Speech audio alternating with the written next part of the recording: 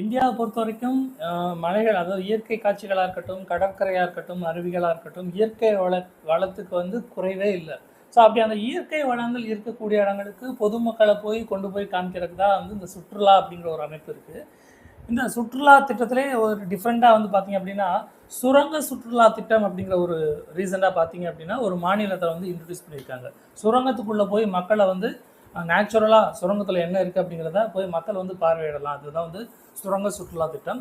இந்த திட்டமானது எந்த மாநிலத்தில் அமல்படுத்தப்பட உள்ளது அப்படின்னு பார்த்தீங்க அப்படின்னா, ஜார்க்கண்ட் மாநிலத்தில் தான் வந்து இந்த சுரங்க சுற்றுலா திட்டமானது ஜார்க்கண்ட் மைனிங் டூரிசம் ப்ராஜெக்ட் இந்தியாவின் முதல் முறையாக சுரங்க சுற்றுலா தளத்தை ஜார்க்கண்ட் அரசானது அறிமுகப்படுத்தியுள்ளது. ஜார்க்கண்ட் சுற்றுலா மேம்பாட்டுக் கழகம், அதாவது ஐடிடிசி சொல்லுவாங்க, மற்றும் மத்திய நிலக்கரி நிறுவனம் சிசிஎல்னு சொல்லுவாங்க. இந்த 2 நிறுவனம் வந்து இணைந்து எம்ஓயு, அதாவது ராஞ்சி புரிந்துணர்வு ஒப்பந்தத்தில் கையெழுத்திட்டுள்ளது. இந்த புரிந்துணர்வு ஒப்பந்தமானது 5 வருடங்கள் வந்து நீடிக்கும் அப்படின்னு சொல்லியிருக்காங்க. ஸோ சுற்றுலா பயணிகள் ராம்நகர் மாவட்டம் வடக்கு உரிமரி சுரங்கத்தில் வந்து திறந்த நிலக்கரி சுரங்கம் வரை வந்து இந்த சுற்றுலா தலத்தை வந்து போய் பார்க்கலாம் அப்படிங்கிற மாதிரி சொல்லியிருக்காங்க.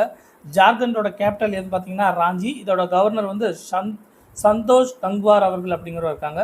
இதோட சிஎம் வந்து ஹேமந்த் சோரன் அவர்கள். பல